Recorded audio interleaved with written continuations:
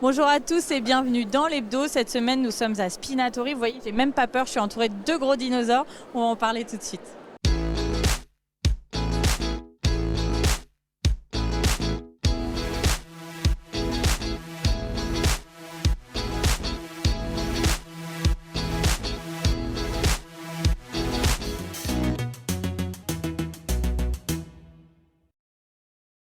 Je retrouve tout de suite Antoine Thomasin. Je rappelle que vous êtes directeur de la convention Spinatori. Bonjour. Bonjour. Alors c'est la 3e édition. Même si on commence à connaître un peu ce type d'événement sur Épinal, est-ce que c'est possible de nous rappeler simplement en quoi ça consiste? C'est une convention dédiée à la culture pop et à la culture geek d'influence japonaise, c'est ça? Alors c'est bien ça, c'est l'antre de la pop culture. Donc c'est tous ces univers qui vont être attraits à la pop culture. Et donc vous, ça fait 18 ans déjà que vous êtes plongé dans ces univers-là. Alors pas Épinal, hein, on l'a compris, mais voilà que vous organisez ce genre de festival, du côté de Metz notamment. Comment vous l'avez vu évoluer cet événement-là? Alors effectivement, j'ai enfin la majorité pour organiser les conventions. Et les conventions ont pas mal évolué depuis le début. Au départ, on était dans un cercle entre nous. Et puis maintenant, depuis quelques temps, et on a vraiment l'éclatement, on est venu sur une convention familiale comme un salon pour tous et pour tout le monde. On peut dire que ça s'est démocratisé. Voilà, c'était une niche à une époque et c'est plus vraiment le cas aujourd'hui. Ah, c'est clairement la démocratisation du salon. C'est comme un salon du chocolat. Quand on va sur un salon pop culture, on sait qu'on va y passer un bon moment. Et comment expliquer alors finalement ça? Est-ce que on peut dire que c'est les choses autour de nous qui ont contribué, par exemple les super-héros qu'on voit sur tous les écrans aujourd'hui, par exemple les mangas aussi qui deviennent un peu plus grand public, par exemple je pense à One Piece qui est devenu une série, ce genre de choses? Ouais, c'est effectivement ça. Donc on a commencé au départ avec le Club Dorothée. Les enfants du Club Dorothée sont devenus adultes, ils ont eu des enfants, ils ont transmis cette passion. Puis on a eu plein d'actions, notamment le Pass Culture qui a encore plus démocratisé les mangas. Alors nous, on est aussi éligible au Pass Culture. Donc voilà, on est rentré dans un événement culturel accessible à tous et puis multigénérationnel. Enfants, parents, grands-parents, oncles, tantes, amis et tout ça, on les a tous. Je rappelle qu'en parallèle de ce festival, vous organisez Mestory depuis plusieurs années déjà. Une autre ampleur déjà ce festival. Hein. Oui, Mestory en fait c'est ma première convention avec cette association.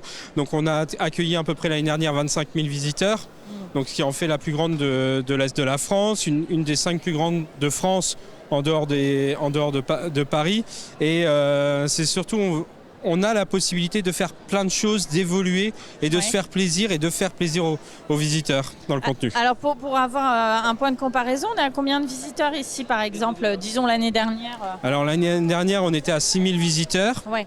Il y a quand même un gap encore entre les deux. Mais l'idée, c'est d'y tendre éventuellement un jour ou l'autre. Alors l'idée, c'est toujours d'amener... Moi, j'ai toujours dit qu'à Épinal, d'ici quelques années, on pourrait être à 20 000 visiteurs sur la convention. Et sur Metz, on serait plus à 50 000 visiteurs. Alors comment évoluent ces festivals? On le disait, ça s'est démocratisé, mais du coup, le revers de la médaille, c'est qu'il y a beaucoup de types de conventions comme celle-là qui sortent de terre et qui vous font peut-être un petit peu concurrence. Alors effectivement, on a une concurrence accrue. Là où il y a quelques années, on était à 1 ou 2 salons par week-end. Maintenant, on est plus à 4 ou 5. Ouais. Entre l'année dernière et cette année, on a fait plus 50 en termes de conventions sur des parcs des expositions. Et malheureusement, la qualité, elle ne suit pas. Donc C'est là que vous avez peut-être une carte à jouer du coup. On a vraiment une carte à jouer parce que nous on essaye vraiment de se différencier, de ramener de l'animation, de faire un grand tri de stands. C'est-à-dire quand on rentre, on n'est pas dans un magasin de boutique, on est vraiment dans une convention où on a des activités à faire tout au long de la journée. Alors rappelez-nous brièvement, sans être exhaustif bien sûr, mais les temps forts alors qu'on peut retrouver ce week-end. Alors les temps forts, le plus grand temps fort de la convention, ça reste le concours cosplay. Donc, les costumes, on rappelle ce que c'est le cosplay. Alors c'est costume et player, donc c'est l'art de créer un déguisement acheté ou fait main et d'incarner son personnage pour la suite. Donc ça, le gros temps fort du week-end, on l'a compris. Merci d'avoir répondu à nos questions, Antoine Thomasin. On va faire une première pause dans cette émission. Et aller, parce qu'on parlait que c'était l'univers du manga, il y a une dame qui en a fait sa spécialité, elle a ouvert une librairie du côté de Golbet, on regarde ça et on se retrouve juste après.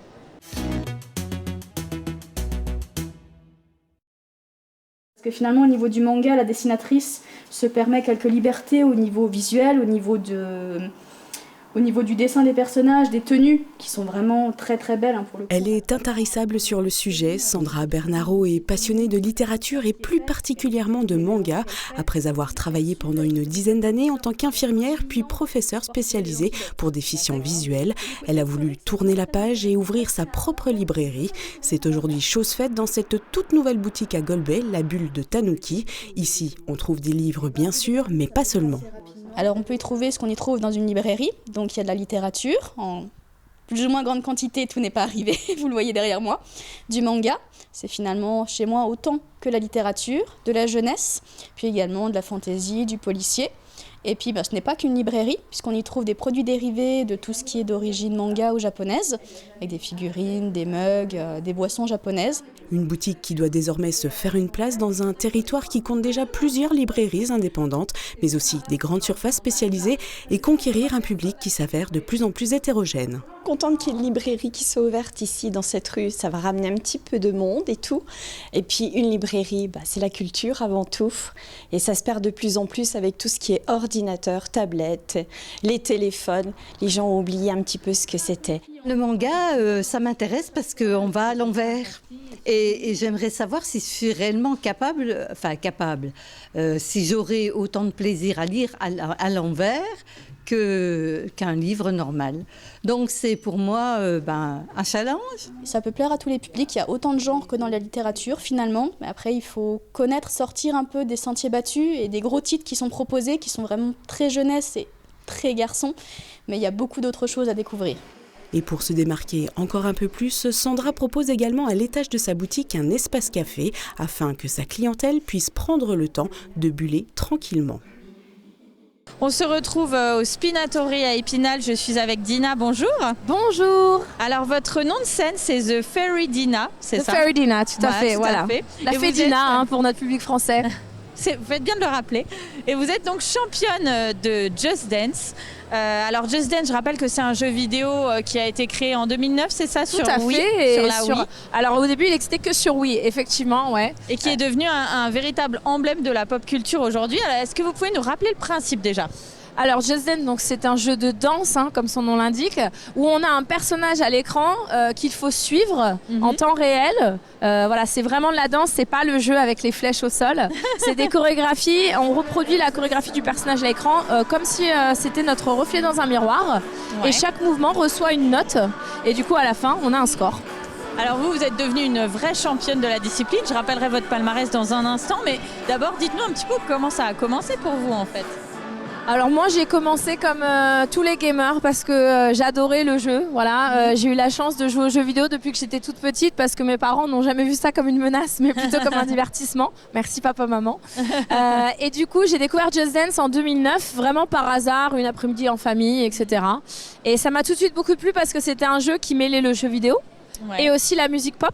Il y avait une cover de Britney Spears dont j'étais fan. Donc j'étais là en mode « Ah, trop cool, il faut que j'essaye ». Et c'est comme ça que j'ai commencé. Après, l'histoire est un peu plus longue que ça, évidemment, entre cette époque-là et aujourd'hui. Mais les débuts, c'était ça. C'était vraiment « Oh, trop cool, enfin un jeu de danse, quoi ». Et puis depuis le trop cool, vous avez beaucoup travaillé parce que vous êtes championne de France, vice-championne du monde et désormais championne olympique parce qu'en 2023 se sont tenus les premiers JO de e-sport, donc e-sport, sport électronique pour nos téléspectateurs. C'est ça. C'était l'année dernière en 2023, donc beaucoup de chemin parcouru. Ouais, c'est vrai que à l'époque où j'ai découvert les jeux vidéo, si on m'avait dit que je deviendrais championne olympique e-sport, hop là, je l'aurais pas cru, puisque en plus voilà, comme tu l'as très bien dit, ça c'est assez nouveau. C'est plus qu'un rêve devenu réalité parce que franchement j'en aurais jamais rêvé, mais je me laisse porter par ma passion, par l'envie de prouver aussi que les filles dans les jeux vidéo ont leur place et sont tout aussi capables que les mecs de gagner des compétitions. C'est ça aussi qui m'a beaucoup poussée dans ma carrière. Et c'est un bel emblème aussi, un beau symbole, je veux dire, pour cette année olympique à Paris, quoi, finalement. Oui, voilà. Alors c'est vrai que ça a été 1 an en avance des Jeux Olympiques de Paris. Mais pour moi, quand on m'a demandé de participer pour représenter la France, déjà, je me suis sentie investie d'une mission par rapport à mon pays. Et surtout, voilà, les valeurs olympiques. Enfin, moi, j'ai grandi en regardant les Jeux Olympiques à la télévision. Je trouve qu'il y a un petit côté un peu sacré. C'est pour ça que j'en reviens toujours pas d'ailleurs de ce qui s'est passé. C'est la preuve aussi que finalement le e-sport se développe. C'est plus seulement une niche. Maintenant, il y a des Jeux Olympiques du e-sport. Ça prouve aussi que ça a un avenir plus large que ce qu'on imaginait il y a quelques années peut-être. Ouais, et sur ça, c'est vachement bien que le CIO se soit un peu investi parce que c'est vrai qu'on entend de plus en plus parler de l'e-sport, mais le CIO a une image très grand public et du coup, ça donne un boost aussi à tout ce milieu, alors qui existe depuis longtemps, mais on s'en doute pas forcément, et aussi à des jeux qu'on voit un peu moins, en tout cas, qui sont moins connus dans le milieu de l'e-sport déjà, puisque on avait 11 jeux qui étaient représentés aux Jeux Olympiques, dont Just Dance. Donc moi je trouve ça vraiment positif. C'est un début, il y a plein de gens qui disent « Ah ouais, mais les vrais jeux e-sport, je le mets entre guillemets, n'étaient pas forcément représentés. » Moi je dis c'est déjà un premier pas. Oui, voilà. Chaque chose en son temps. Exactement, il y aura, je pense qu'à l'avenir, si on continue d'encourager l'initiative plutôt que de lui taper dessus, on pourra retrouver des League of Legends, des FIFA peut-être un jour aux Jeux Olympiques. Et donc vous avez créé depuis un moment déjà, depuis que vous êtes vraiment lancé dans cette discipline, une chaîne YouTube qui porte le même nom que votre nom de scène, avec quand même près de 220 000 abonnés, des vidéos vues pour certaines des millions de fois. Donc est-ce que c'est devenu quelque part votre activité principale aujourd'hui ? Ouais, aujourd'hui j'ai la chance de vivre de ma passion. Quand je me suis lancée dans ma carrière d'e-sportive, en même temps c'est là où j'ai créé la chaîne YouTube. Au début j'en vivais vraiment pas. En plus il y a un petit côté un peu difficile sur Just Dance, c'est qu'on danse sur de la musique et la musique est copyrightée sur YouTube. Donc je ne vis pas des revenus de ma chaîne YouTube, mais pour moi c'est un peu un espace créatif où je peux me transformer en personnage, où je peux avoir une identité différente à chaque vidéo. Donc ça me permet vraiment de créer, de faire des costumes. Enfin, je m'éclate sur ma chaîne YouTube. C'est aussi une vitrine vis-à-vis des partenariats et des marques aussi. Et ça me permet de garder un lien avec ma communauté internationale, puisque YouTube, voilà, tout le monde regarde et on me le dit souvent, oui, je fais mes vidéos en anglais, mais c'est pour que tout le monde puisse justement comprendre. Et il y a toujours les sous-titres français. On devrait parler plus en anglais en France, mais au moins il y a les sous-titres. Merci Dina d'avoir répondu à nos questions. Je rappelle que vous êtes tout le week-end ici à Spinatori, vous faites des démos. Et donc là, on a mis à l'honneur la pop culture japonaise. Je propose maintenant qu'on parle de culture traditionnelle japonaise. Est-ce que vous connaissez le bunraku ? C'est les marionnettes japonaises. On va le voir tout de suite dans ce reportage. Merci Dina. Merci.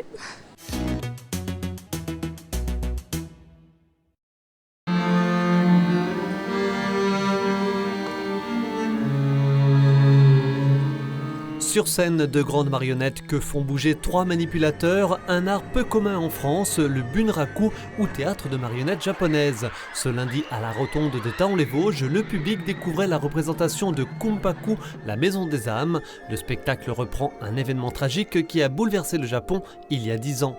2011年の日本での大きな事故、津波と地震と原発事故によって À cause du tsunami et des accidents à la centrale nucléaire de Fukushima, il y a eu beaucoup de morts.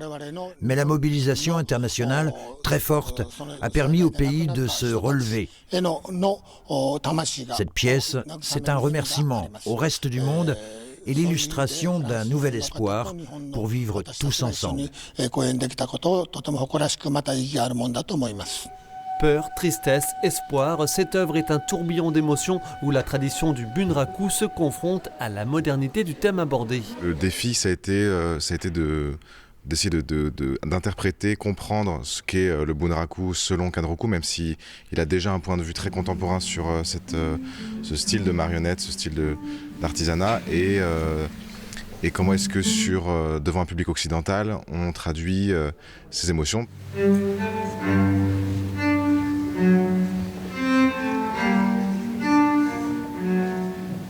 Coproduit par Seine-Vosges, ce spectacle est le fruit d'une collaboration entre la compagnie de théâtre japonaise Mokugusha et la compagnie française Clavier et Crayon.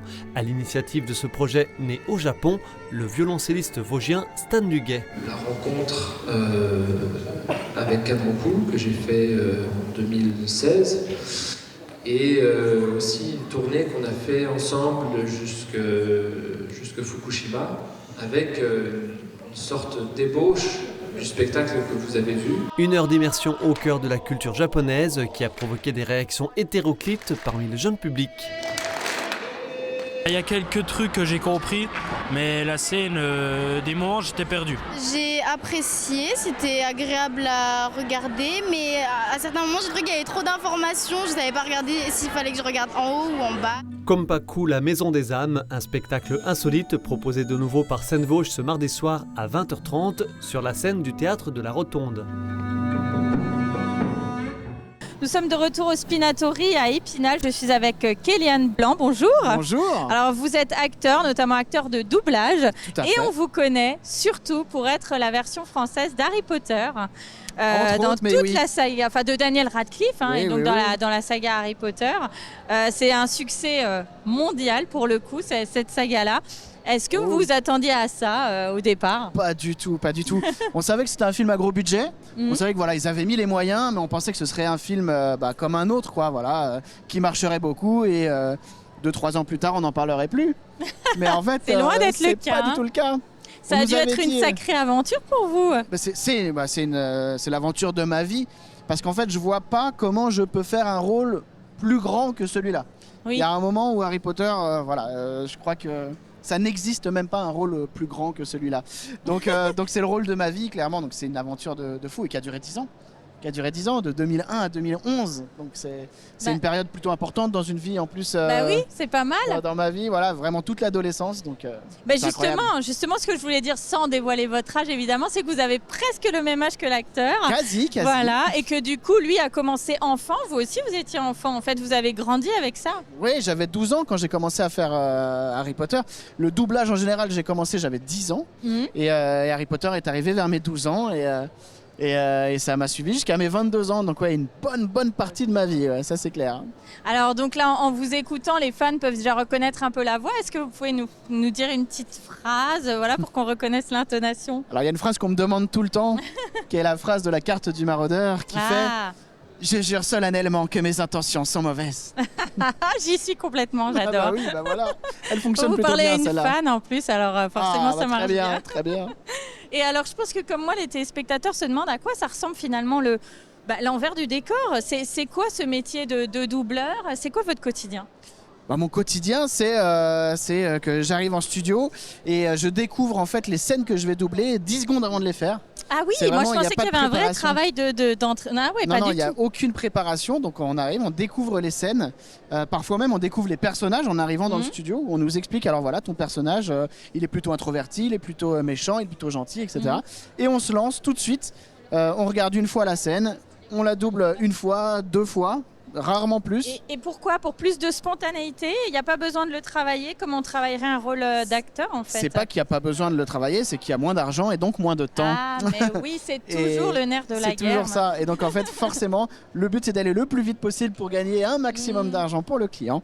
Et donc forcément il n'y a aucune préparation et on y va direct. Donc il faut du talent. C'est là qu'il faut du talent en fait. J'ai tendance à dire que le doublage c'est une branche de la comédie et donc du théâtre, mais avec des difficultés supplémentaires. Bah oui. Donc en fait, c'est une des branches les plus difficiles de la comédie parce qu'on ne respire pas comme nous on veut, on ne parle pas comme nous on veut, et en plus, il faut être efficace tout de suite. Il faut se mettre dans la peau du personnage.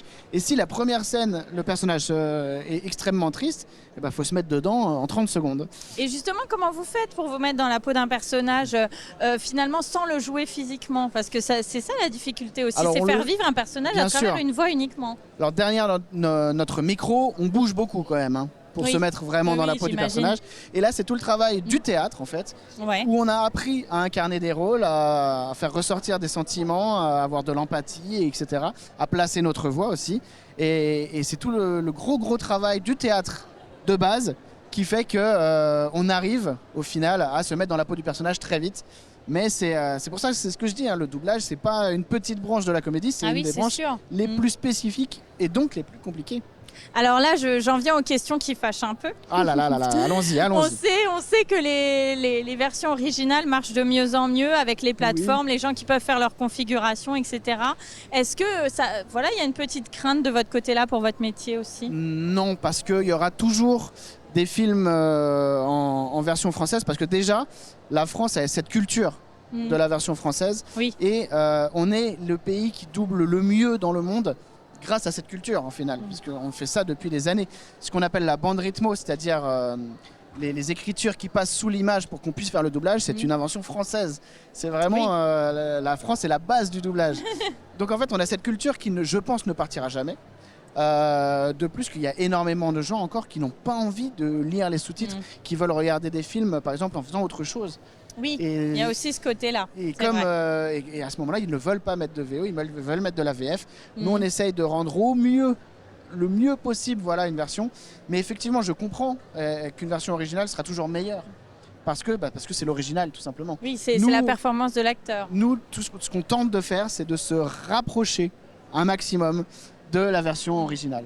Dernière question qui fâche également, je suis désolée. Il y a aussi le développement de l'intelligence artificielle qui peut menacer aussi votre travail. Ça peut menacer le travail et c'est pour ça qu'on attend que l'État même légifère là-dessus pour protéger nos voix, pour protéger tout ça. C'est un métier qui va avoir tendance, je pense malheureusement, à disparaître à cause de ça, tant que c'est pas légiféré. On attend de voir. Là, on est vraiment. Il y a beaucoup de pétitions, il y a beaucoup de discussions qui se font avec. Disons que c'est encore très récent. Il va y avoir normalement. La qualité n'est pas au rendez-vous, donc on a encore quand même un petit peu de temps. Mais c'est pour ça que c'est maintenant qu'il faut légiférer. C'est maintenant qu'il faut faire attention à ce que tout soit carré pour que le métier ne disparaisse pas, que le savoir-faire ne disparaisse pas et qu'on puisse l'utiliser à bon escient. Ça, pourquoi pas, mais pas n'importe comment. On l'espère en tout cas. Merci Kéliane d'avoir répondu à nos questions. On regarde tout de suite les infos de la semaine.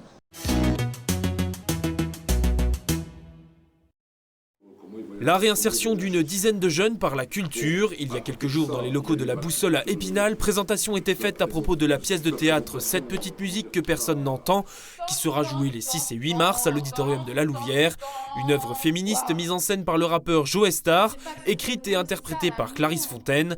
Grâce notamment à l'association Airplay, une dizaine d'adolescents de 15 à 17 ans en contrat civique ont et vont contribuer à la mise en place de ce spectacle via distribution de flyers ou encore l'accueil du public le jour J. A noter également le 7 mars une émission en direct pour la web TV de la mission locale du bassin d'emploi d'Épinal, en présence de la comédienne principale mais aussi peut-être de Joe Star. Cet événement qui se déroulera notamment lors de la journée internationale du droit des femmes a pour but de sensibiliser ces jeunes en réinsertion aux violences qu'elles peuvent subir. Une nouvelle saison du Floréal musical est toujours le signe que le printemps approche, en musique bien sûr. La 41e édition était dévoilée récemment et s'ouvrira le 6 mai avec la prestation du quatuor à cordes Modigliani. On citera parmi les 8 concerts et soirées parfois délocalisées jusqu'au 2 juin, la venue c'est une première de l'ensemble Némésis et ses violoncelles aux inspirations du monde. A noter également un spectacle sportif, Jeux Olympiques oblige, qui mêlera musique et expression corporelle le 28 mai avec la participation de 150 élèves des écoles de l'agglomération. Le festival accueillera le 31 mai la soprano Nathalie Dessay, sans oublier le Petit Floréal, tremplin pour des jeunes artistes et artistes locaux.